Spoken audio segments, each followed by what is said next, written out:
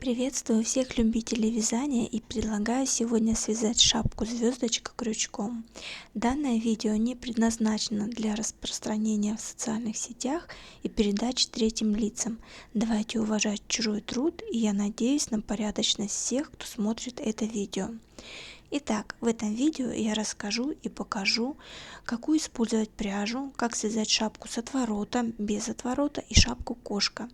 Также расскажу, как ухаживать за шапкой, вязаной таким способом, а именно вытянутыми петлями. Итак, давайте приступать. И сейчас мы с вами поговорим о том, какую пряжу можно использовать для вязания шапочки звездочка, чтобы она у нас была пушистая, объемная и нас радовала. Сейчас в большинстве своем на рынке представлен вот такой моточный мохер Alize, и сегодня я буду показывать, как из него вязать шапочку.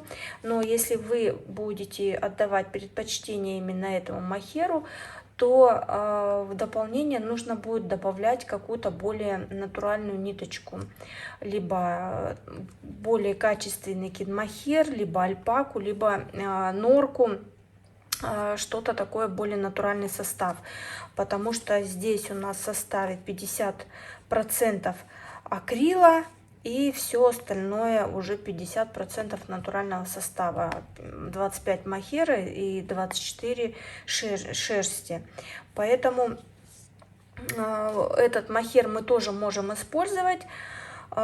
Есть также вот такой бобинный мохер, это уже итальянская пряжа, он продается, можно посмотреть, поискать в инстаграме, в интернете очень много сейчас магазинов, которые занимаются продажей именно бобинной пряжи, и здесь уже более натуральный состав. Здесь ворс, он, если по сравнению с этим мохером, этот, конечно, очень мягкий, очень тактильно приятный. Поэтому я не буду какие-то ссылки рекомендовать, какие-то магазины. Их сейчас очень много, и в инстаграме, я думаю, вы мой мастер-класс точно так же нашли в инстаграме, меня нашли, и в моих подписках, в моем профиле, я думаю, вы тоже сможете зайти и посмотреть, на какие магазины пряжи я подписана. И в этих магазинах я сама приобретаю, и в принципе в моих вечных сторис закрепленных есть такая там вкладочка о пряже, вы можете посмотреть там самые магазины, которые я рекомендую, где я покупаю пряжу. Поэтому выбираем, также мы отдаем предпочтение бобинной пряже, потому что в бобинной пряже можно найти 70-80% мохера, даже кид мохера бывает, вот он толстенький такой, и шерсть либо альпака в добавлении идет. Но, конечно же, ценовая категория тут очень сильно отличается, то есть если здесь мы моточек, грубо говоря, берем за 200 рублей, то здесь цена может доходить до 10 тысяч за килограмм. Поэтому тут уже вам решать, какой мохер выбирать. В принципе, я говорю, что можно вязать также из Alize. Дальше, дополнительные нити. Вот, допустим, мы выбрали с вами мохер Alize. Что мы будем в него добавлять? Мы можем добавлять бобинную норку.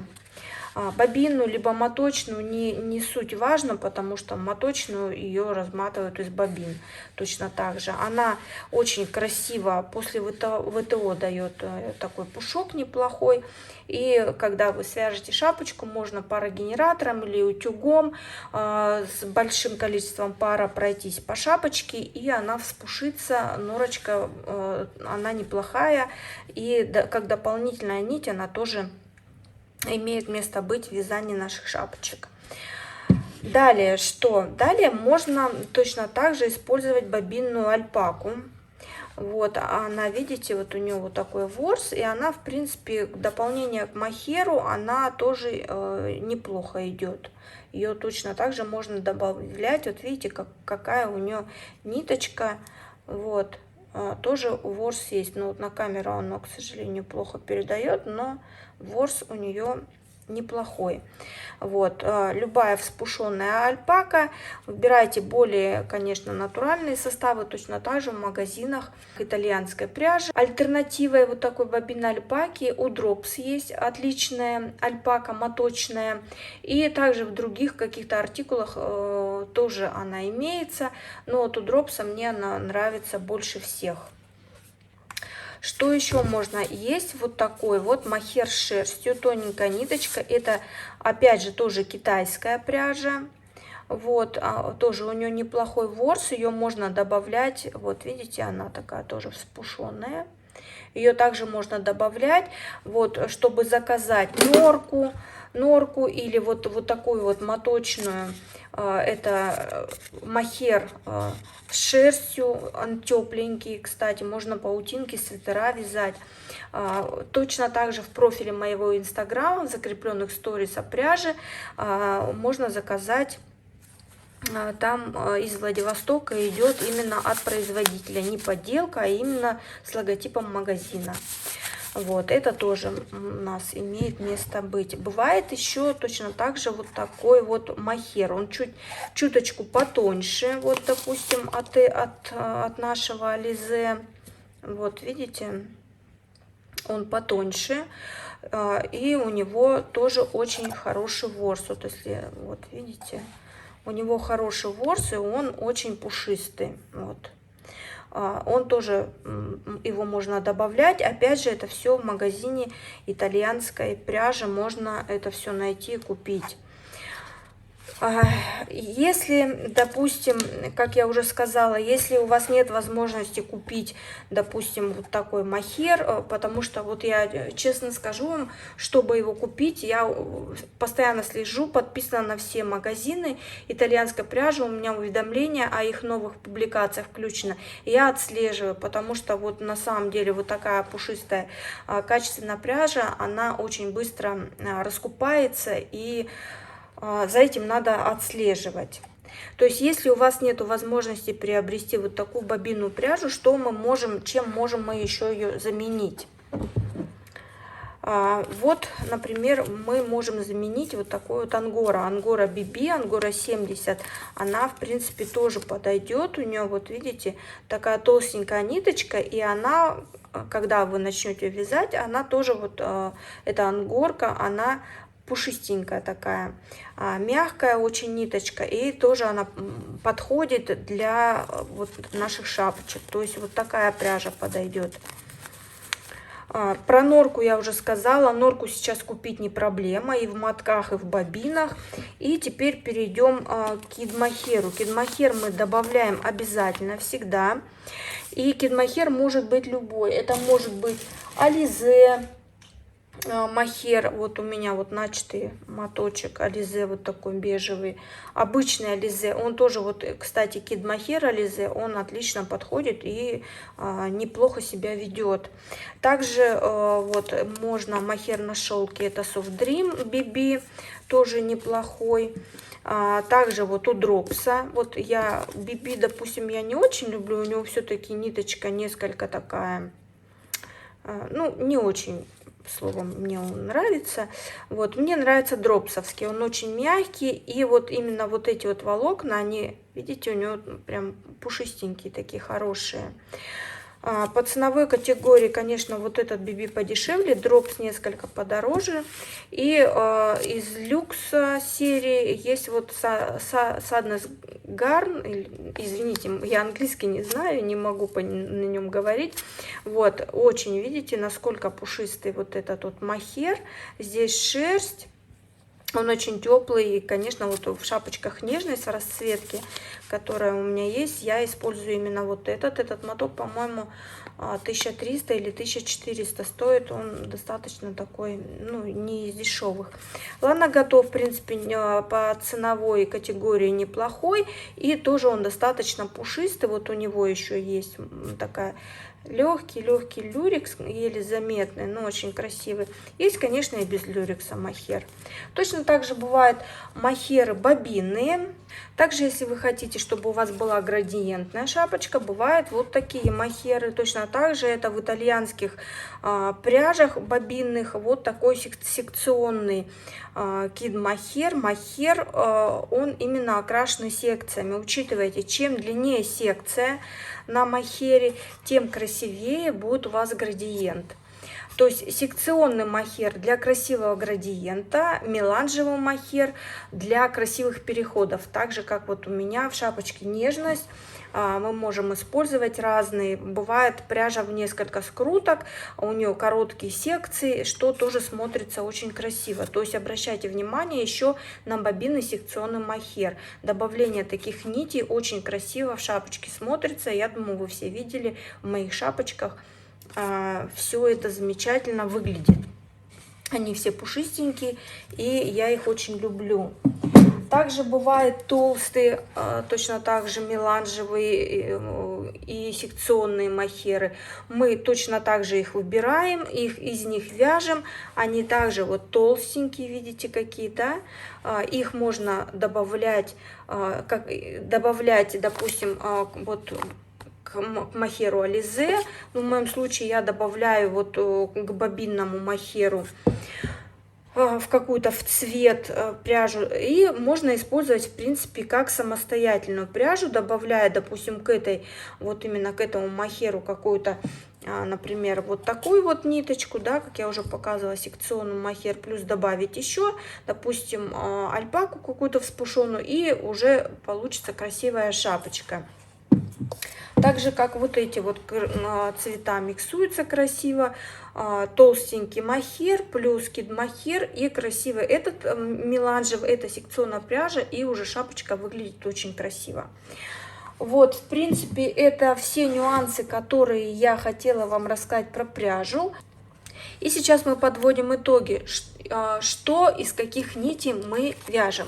То есть сегодня я буду вязать, я возьму мохер Ализе, я возьму вот этот мохер с шерстью и возьму норку сюда и, наверное, еще возьму альпаку. Если у кого альпаки нету, можно добавить любой, ну, моточный кид-мохер еще. Вот. И из вот этих ниточек я буду вязать шапочку и буду вам показывать. То есть шапочка у меня будет белая. У меня мама попросила связать ей шапочку новенькую, обновить на зиму. Поэтому вот из этой пряжи сейчас я и буду вязать мою шапочку. То есть вместо альпаки вы, допустим, можете взять мохер Ализе. Моточная норка сейчас не проблема ее купить, либо бобинную. Вот эту пряжу тоже сейчас не проблема купить. Вы, если этой пряжи вы где-то не нашли, вы можете использовать двойную нить кид-мохера, либо двойную нить альпаки. Вместо альпаки, я говорю, опять же, можно использовать обычный кид-мохер от Ализе, либо любой другой, какая ценовая категория вас устраивает. Итак, я вам рассказала все, и давайте приступать к вязанию. Итак, давайте подведем итоги, какой пряжи и сколько нитей нам необходимо для того, чтобы связать шапочку. Основная нить нашей шапочки – это любой мохер. В 100 граммах от 200 до 250 метров. Мохер может быть любой, хоть моточный, либо бобинный, это на ваш выбор. Далее идет у нас дополнительная нить, это может быть норка, либо любая другая подобная пряжа. В 100 граммах от 400 до 700 метров, то есть любой метраж вы можете выбрать. Далее дополнительная тонкая нить, это может быть любой кид-мохер, либо альпака, в 100 граммах 1000 метров. Дополнительных нитей можно использовать сколько угодно, в зависимости от того, какой результат вы хотите получить. И чем пушистее ваша пряжа, тем пушистее получится ваша шапочка.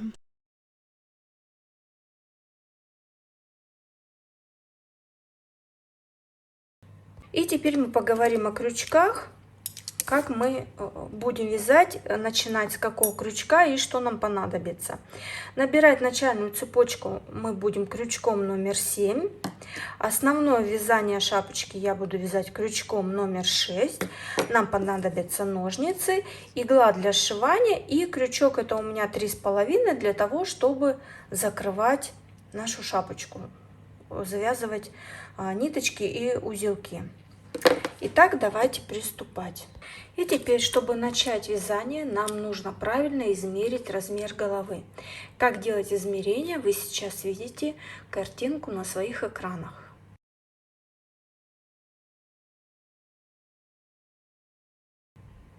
Вот таким способом мы должны измерить размер головы.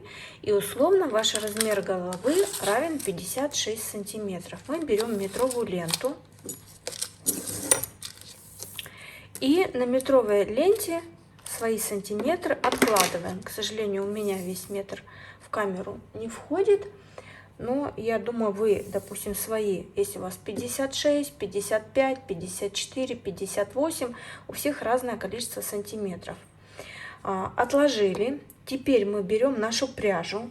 То есть мы сразу берем пряжу в несколько сложений. Мы должны взять ее. Вот у меня мохер. Далее я беру ниточку норки. Сюда же вот к мохеру.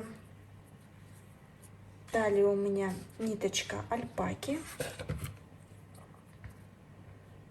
Сюда же я ее добавляю. И вот этот у меня мохер с шерстью. Тоже еще одна ниточка. Вот такая ниточка у меня получается. Вот я говорила вот про такой мохер Ализе. Можно вот и по желанию, если вы хотите, вы можете добавить. Вот, допустим, вы смотрите, что получается тонковато. Можно добавить еще одну пятую ниточку. Кто-то может вязать, вот, допустим, кто-то хочет связать полностью шапочку из скид-мохера. Тогда учитывайте, что, допустим, чтобы связать такую шапочку только из скид-мохера, вам нужно будет, представьте, сколько ниточек добавить. То есть это минимум надо 8-10 нитей кид-мохера добавить. Итак, когда вы взяли необходимое количество пряжи, необходимое количество нити, которое вас устроит, и теперь мы берем и отмеряем на метре свои сантиметры. Вот отмерили условно вот мои 56 сантиметров. И теперь мы будем складывать 5 длин. То есть мы не будем набирать на определенный размер определенное количество петель. Нет, мы будем использовать метод 5 длин. Это очень удобный универсальный метод, который я использую всегда. Вот. Я отложила, вот видите, 1, 2 сложения. То есть мы будем складывать вот эти наши нити в несколько сложений, то есть в 5 сложений. Он так и называется: набор петель 5 длин. То есть мы определенные сантиметры складываем 5 раз. Вот я 56 сантиметров сложила 1, 2. Теперь складываю в 3-й раз, 3. Еще раз, 4-й раз. И складываю 5-й раз. Вот, у меня 5 сложений. Теперь вот ниточка у меня, которая пошла к моткам, к бобинкам, к моим. Берем крючок номер 7. Крючок номер 7 и от мотка начинаем набирать к окончанию нити. Берем крючок и набираем воздушные петли обычным способом. Эту петельку подтянули к крючку и набираем обычным способом петельки воздушные до конца нашей нити.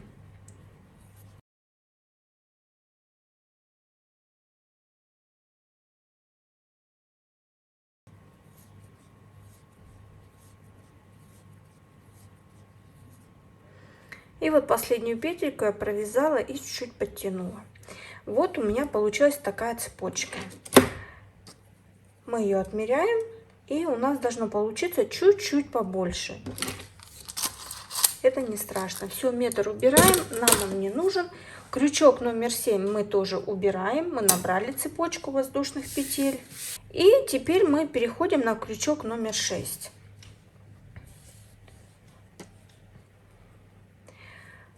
Находим нашу цепочку, вот где ниточки идут у нас к мотку. И вот в эту петельку мы вводим крючок, вот сюда. Вводим крючок и набираем, протянули ниточку и набираем 6 воздушных петелек. Первая, вторая, третья, четвертая, пятая и шестая. Вот, у нас должно вот так получиться, как бы кривовато вверх пошла ниточка. Все, набрали. Теперь мы ниточку оттягиваем на крючок, примерно на сантиметр-полтора. Делаем накид на крючок и считаем вот от крючка первая, вторая, третья, в четвертую петельку вводим крючок, подхватываем рабочую нить и вытягиваем. Вот вытягиваем на длину, вот куда ввели нить, и до нашего крючка. Такая должна быть длина. Вытянули, оставляем на крючке. Опять делаем накид на крючок, вводим сюда же, подхватываем рабочую нить и вытягиваем. Опять делаем накид на крючок, вводим сюда же в эту же петельку крючок, вытягиваем рабочую нить, и вот 3 накида у нас на крючке. Мы их не провязываем. Опять делаем накид на крючок. Теперь находим вот откуда мы начинали провязывать 6 воздушных петелек вверх. И в эту петельку вводим крючок и опять вытягиваем 3 раза ниточку. То есть все вытяжения у нас должны быть одинаковой примерно высоты. Вытянули первый раз, опять накид на крючок в эту же петельку второй раз,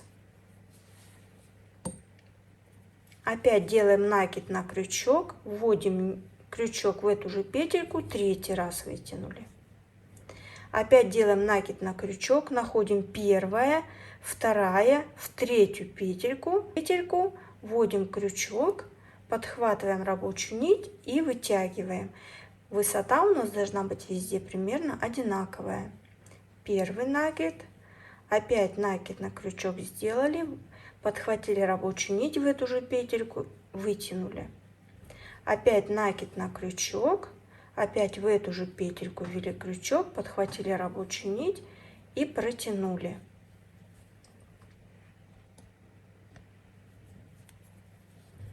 Вот у нас получается 9 накидов. Первый, второй, третий, 3 по 3. Теперь мы подхватываем рабочую нить, оттягиваем вот так на крючочке, вот у нас высота, оттянули, придерживаем все накиды и протягиваем рабочую нить через все петельки. Протянули, подхватили рабочую нить и провязали. Вот так вот у нас получилось. Вот такой лепесточек.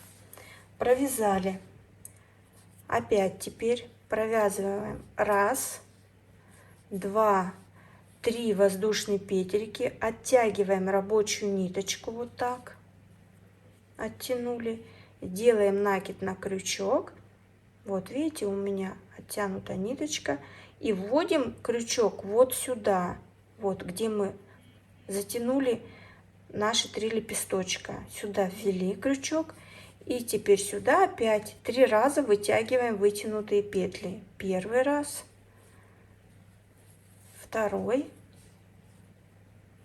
и третий. Протянули. Опять делаем накид на крючок. Теперь вот сюда, в последний, когда вот мы предыдущий вязали, вот в эту петельку провязываем еще раз 3 вытянутые петельки. Первый накид. Второй накид на крючок, опять вытягиваем петельки, опять третий накид на крючок, подхватываем рабочие нити и вытягиваем. Вот у нас первый, второй и сейчас третий лепесточек будем вязать. Делаем накид на крючок, первая петелька, вторая, третья, в третью петельку вводим крючок, подхватываем рабочую нить и опять в эту петельку 3 петельки вытягиваем. Первая, вторая и третья. И вот у нас получается 1, 2, 3. 3 лепесточка, 9 накидов у нас на крючке. Подхватываем рабочую нить и протягиваем через все петельки. Все петельки аккуратно протянули. Вот она у нас на крючке. Подхватили рабочую нить и провязали. Вот у нас 2 лепесточка. Опять провязываем 1, 2, 3. 3 воздушные петельки, накид на крючок сделали, оттянули петельку, накид на крючок и сюда, вот где мы провязали 3 лепесточка наши, сюда провязываем, опять делаем, вытягиваем 3 петельки. Первая, вторая петля, третья. 3 рабочих нити у нас, вот они, вытянутые петли у нас на крючке. Вытянули, опять накид на крючок, сюда, вот последний лепесточек мы вязали, сюда провязываем первый, второй, третий. Накид на крючок, считаем 1, 2, 3. В третью петельку вводим крючок и провязываем первый, второй, третий. Все, провязали 9 столбиков. Вот видите, в махере попадаются такие непонятно какого цвета нити. Провязали у нас 9 вытянутых петелек на крючке. Подхватываем рабочую нить, придерживаем пальчиком все ниточки и протягиваем рабочую нить через все нити. Вот видите, вот откуда в белом может быть черный. Протянули, подхватили рабочую нить и закрепили.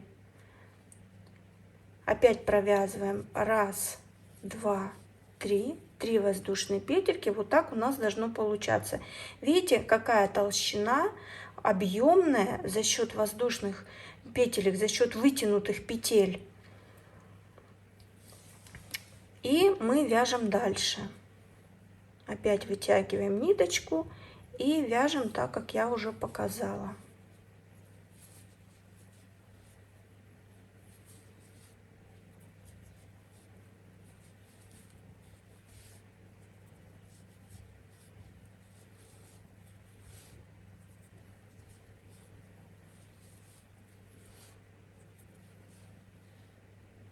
Раз, два, три.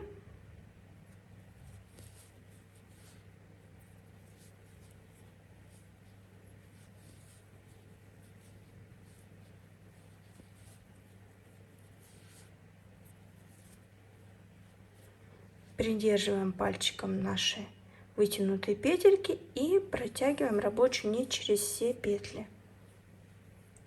Провязываем их вместе. 3 воздушные петельки. Вот так у нас получается.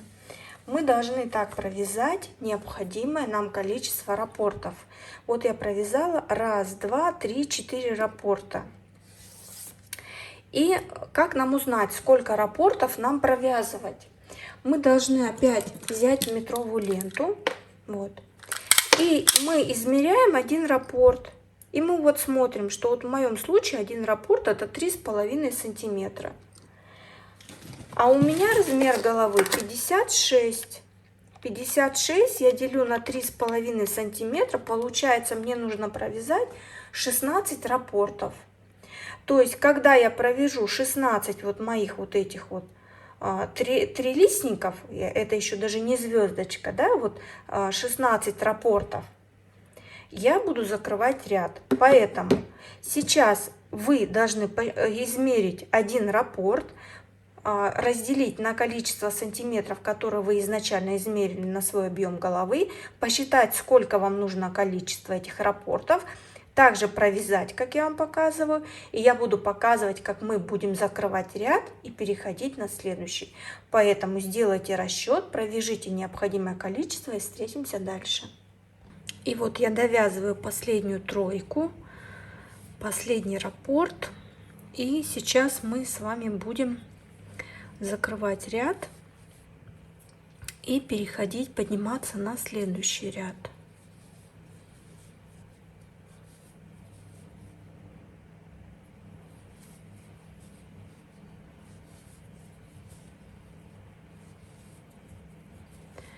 Провязываю последнюю троечку, но я ее не закрываю.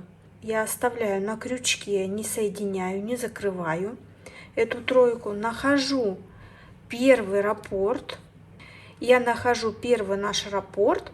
И здесь будет вот тут вот в самой вот этой верхушечке, вот у нас вот он раппорт, вот тут верхушечки мы найдем, вот они, цепочка из воздушных петелек. Вот она в первом нашем раппорте.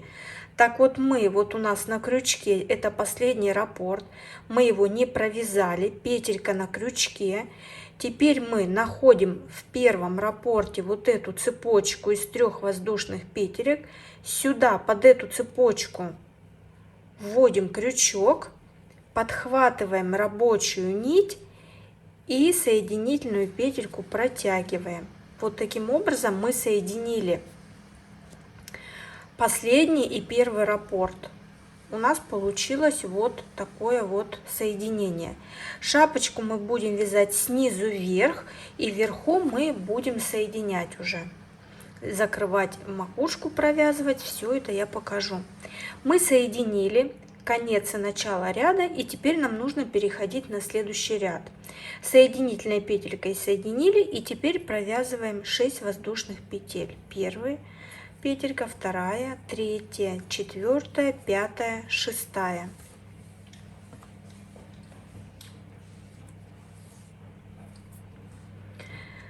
Оттянули опять ниточку на крючке, делаем накид на крючок, и первая, вторая, третья в четвертую петельку провязываем опять 3 вытянутых петли.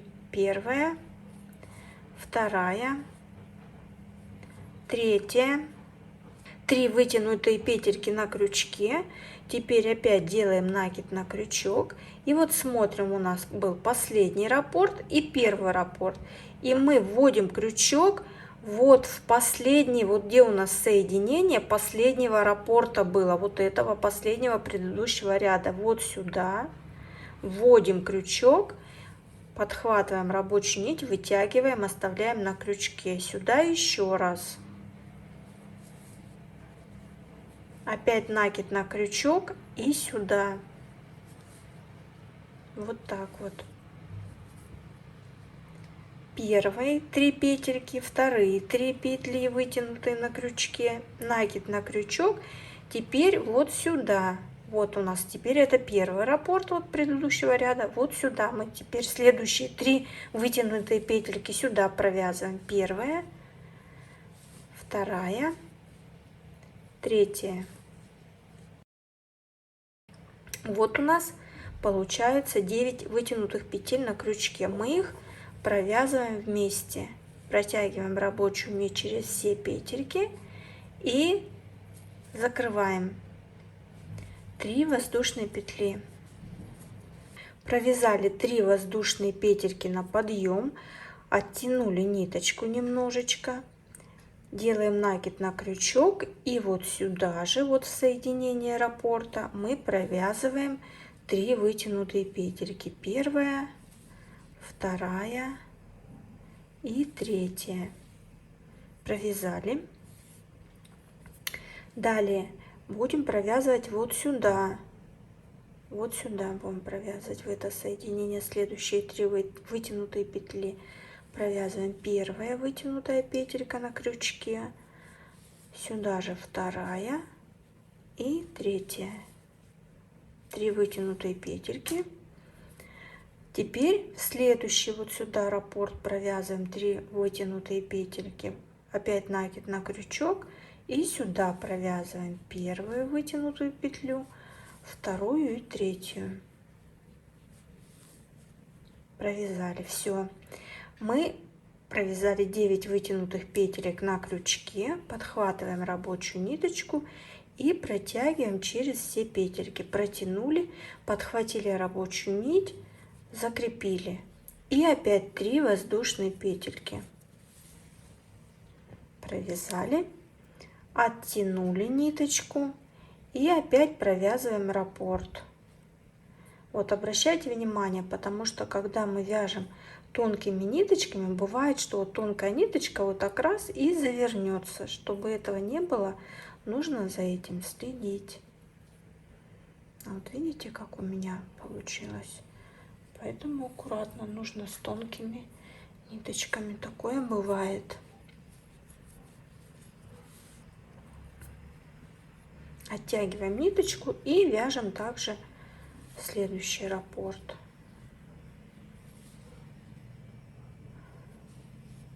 Третья вытянутая петля.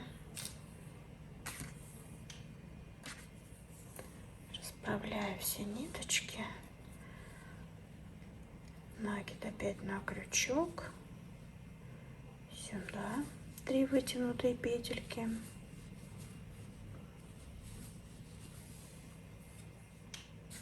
Ну вот видите, собираются как ниточки.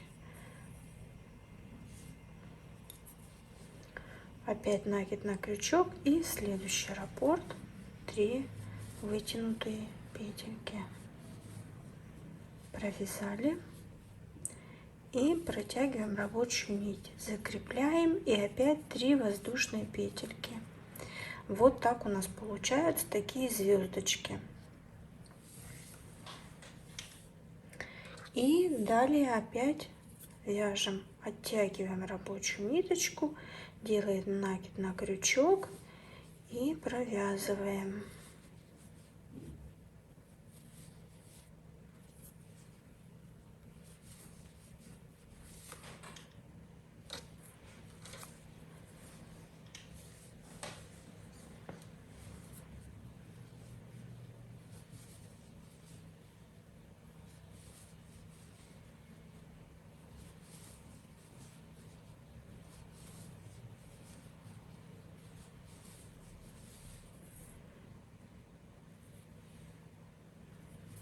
Провязали и протягиваем рабочую нить через 9 петелек. Закрепляем опять 3 воздушные петельки и мы провязываем таким образом ряд до конца и будем ряд закрывать и переходить на следующий. И вот я подхожу к концу ряда и мне осталось провязать один раппорт. Вот. Я вытягиваю ниточку на крючке, делаю накид, первую тройку провязываю вот в основании предыдущего раппорта вместо закрепления, следующие вытянутые 3 петельки провязала. И вот теперь смотрите, вот тут мы соединяли, вот у нас в предыдущем ряде было соединение раппорта, и вот сюда мы будем вязать следующие 3 вытянутые петельки. Так в каждом ряду будем провязывать. Делаем накид на крючок и вот сюда вводим, вытягиваем 3 воздушные петельки, вытянули, провязываем их вместе. Мы раппорт не закрепляем, здесь мы вот так подтягиваем ниточки, находим в первом раппорте, вот они 3 воздушные петельки, под них вводим крючок, подхватываем рабочую нить и протягиваем. И закрыли ряд. Сразу отсюда провязываем 6 воздушных петелек на следующий ряд. Вот так у нас получается. И опять начинаем следующий ряд. Провязываем 1, 2, 3, в 4 воздушную петельку от крючка.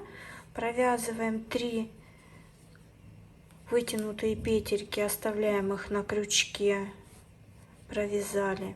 Накид на крючок. Вот сюда вот провязываем, вот сюда. Провязываем следующие 3 вытянутые петельки, которые тоже оставляем на крючке. Провязали. делаем накид на крючок и вот сюда, в первый раппорт предыдущего ряда, следующие 3 петельки. Вот они, вытянутые петли. Мы провязали 9 петель, они у нас на крючке, подхватываем рабочую нить и через все петельки протягиваем, закрепляем. Провязываем 1, 2, 3 воздушные петельки, оттягиваем рабочую нить и опять начинаем провязывать. Когда мы дойдем до конца ряда, мы провяжем последние петли вот сюда. Вот как мы сейчас закрывали ряд, вот сюда у нас будут последние петельки. И соединять будем также вот под 3 вот эти петельки первого раппорта. Будем соединять, закрывать ряд. Итак, как нам понять, сколько нам рядов в высоту вязать? Во-первых, вы можете ориентироваться на вот это у нас низ шапочки получается. Если кто-то хочет, я видела, что некоторые девочки вяжут, то есть это делали макушечкой, потом стягивали, а это был край ряда шапочки. То есть это все на ваше усмотрение. То есть вы сами можете определить. Итак, сколько нам рядов в высоту вязать? Я всегда вяжу, если я вяжу шапочку без отворота, это 7 рядов. Если мы будем вязать шапочку с отворотом, то это 12-13 рядов. Где-то 11 в зависимости от пряжи. Чем больше нити вы возьмете, тем, соответственно, у вас раппорт, высота раппорта будет выше. И это уже нужно при примерке определять на себя. Я сейчас буду вязать, у меня заказ на шапочку без отворота. Я провяжу 7 рядов, у меня шапочка будет с помпоном. Я провяжу 7 рядов и покажу, как мы будем закрывать ряд.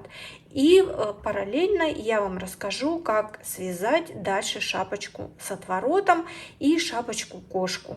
Поэтому я сейчас провяжу 7 рядов и буду показывать, как мы будем закрывать нашу шапочку. И вот я провязала, мы считаем вот так по троечкам. Получается у меня первый ряд, второй, третий, четвертый, пятый, шестой и 7 ряд. И я завершаю ряд, последний раппорт у меня, оттягиваю опять ниточку и провязываю последний раппорт.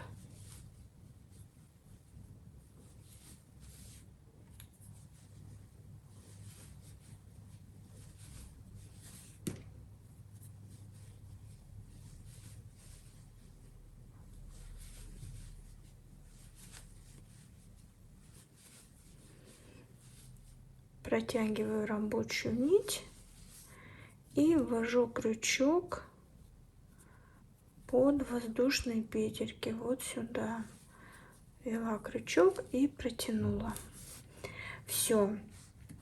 Высота шапочки у меня связана. Что мы теперь делаем? Смотрите, если мы будем вязать шапочку-кошку, то на шапочку-кошку вполне достаточно 7 рядов в высоту.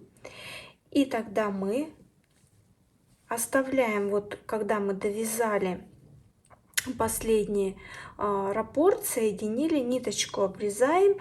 И вот если вы увидите, насколько это видно, вот у нас шовчик, когда мы вяжем шапочку-звездочку, он как бы немножечко вот так в бок у нас будет уходить. Это так всегда, потому что у нас трилистник, он как бы наискосочек идет, и поэтому у нас шов, он в любом случае будет немножко уходить в бок. Вот, но это не так заметно со стороны. И когда мы будем вязать шапочку-кошку, мы обрезаем нить, оставляем вот эту обрезанную ниточку посередке. Здесь у нас вот он, видите, начальный ряд получается, а закончили мы вот здесь. Вот так вот у нас уходит немножечко шов соединительный. И далее мы выворачиваем шапочку наизнанку и соединяем столбиками без накида, провязываем полностью с изнаночной стороны, соединяем одну и вторую планочки. И у нас получается шапочка-кошка. Если нам нужно вязать шапку с отворотом, мы провязали 7 рядов.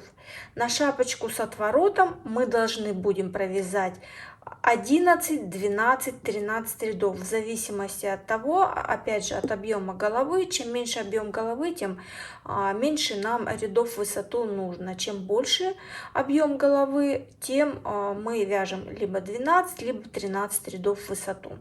У меня стандартная высота на шапочке с отворотом это 12 рядов на размер 56-57, на размер 58, 59, 60 это 13 рядов в высоту. И поэтому, если мы вяжем шапочку с отворотом, то мы провязываем необходимое количество рядов в высоту в зависимости от размера, как я сказала ранее. Итак, я связала шапочку без отворота. Завершать шапочку что с отворотом, что без отворота мы будем одинаково, ничем у нас отличаться не будет закрытие шапочки. Про шапочку-кошку я уже сказала, то есть мы обрезаем ниточку, выворачиваем наизнанку и столбиками без накида соединяем, опять выворачиваем на лицевую сторону и носим с удовольствием. Итак, допустим, если вам нужна шапочка без отворота, вы также провязали со мной 7 рядов. Если вам с отворотом, довязывайте необходимое количество рядов. И как мы будем закрывать. Вот мы соединили соединительной петелькой последний раппорт. Далее мы начинаем провязывать. Вот вы, если видите, у нас будут вот эти вот по 3 петельки подъема, которые мы вязали на каждый раппорт. Вот они у нас есть. И сейчас мы провяжем шапочку по кругу столбиками без накида. Для этого мы провязываем одну воздушную петельку и сразу вот под вот эти 3 воздушные петельки сюда провязываем первый столбик без накида. Провязали. Далее у нас вот это вот получается как петелька, которая у нас соединяли мы раппорт. Сюда мы тоже провязываем столбик без накида. Опять вот следующие 3 воздушные петельки, вот они, сюда провязываем столбик без накида.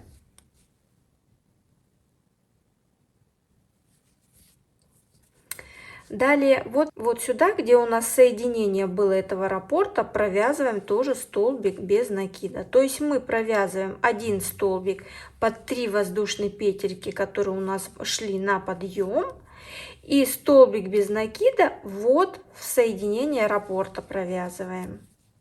Опять под 3 воздушные петельки в соединение раппорта, под 3 воздушные петельки соединение раппорта. Вот у нас будет вот так получаться, как бы небольшое стягивание макушки пойдет. И так мы провязываем по кругу.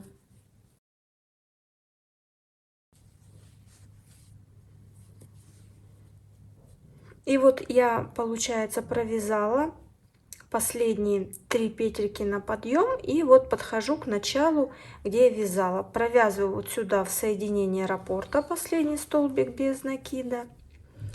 И вот который первый столбик мы провязывали, сюда я ввожу крючок, вытягиваю рабочую нить и соединительную петельку протягиваю.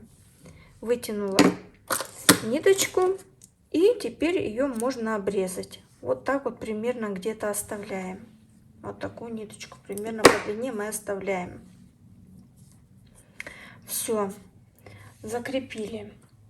Теперь мы возвращаемся вот к началу нашей воздушной цепочки. У меня вот столько осталось.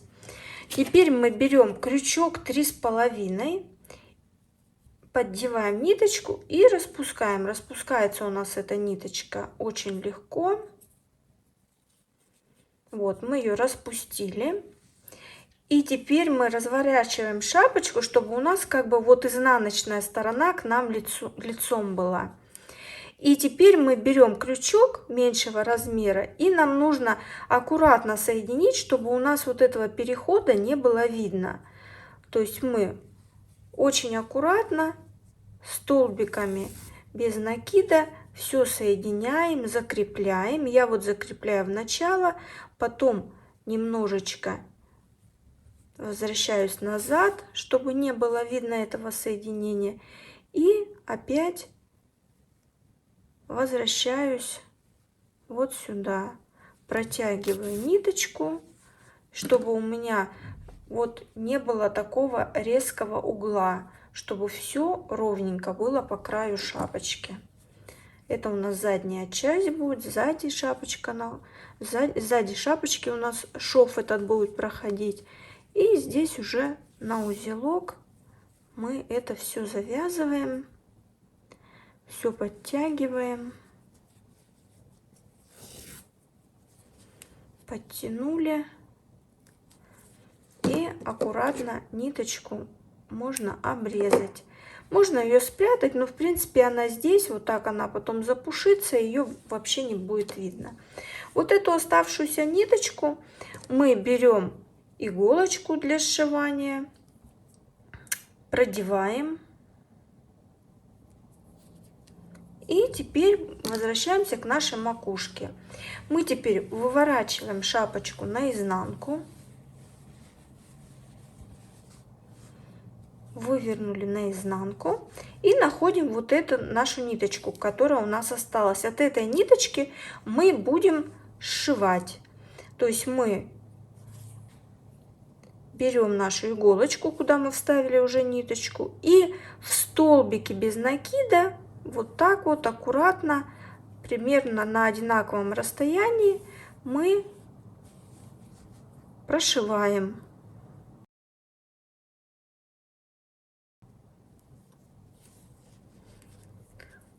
Вот так я прошила, все, пришла вот к началу, где у нас тут эта ниточка.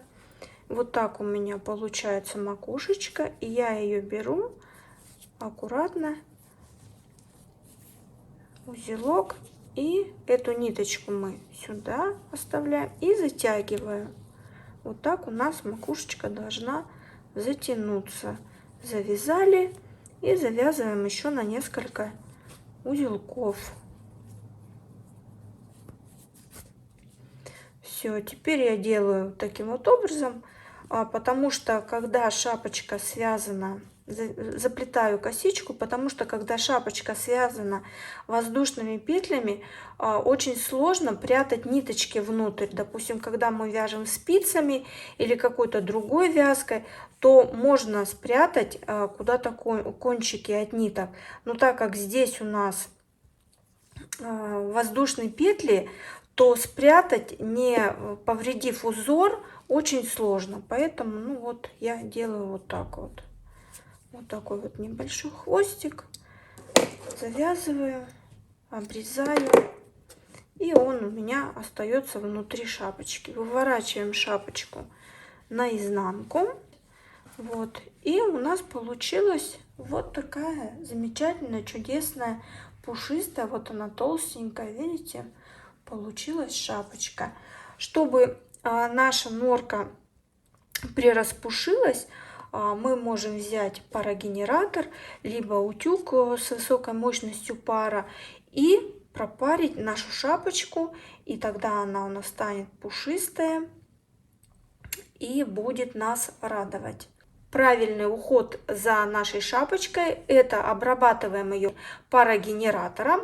Если же мы стираем такую шапочку после, допустим, того, как мы сезон шапочку относили, то рекомендации по стирке такой шапочки: мы ее можем постирать в стиральной машине, обязательно в тугом мешочке, выворачиваем наизнанку, и отжим на самых минимальных оборотах, не более 400 оборотов.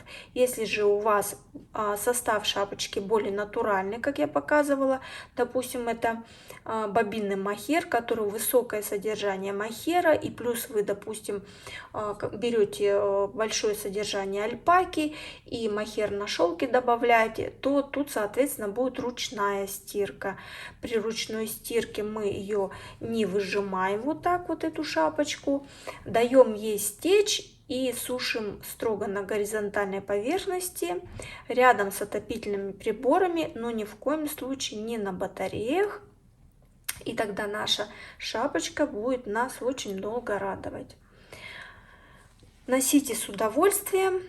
Если вам понравился мой мастер-класс, мне будет очень приятно, если вы напишите отзыв, пришлете фото своей шапочки, как она у вас получилась. И приятного вязания вам, и всего самого доброго, приятного настроения и чудесной теплой зимы.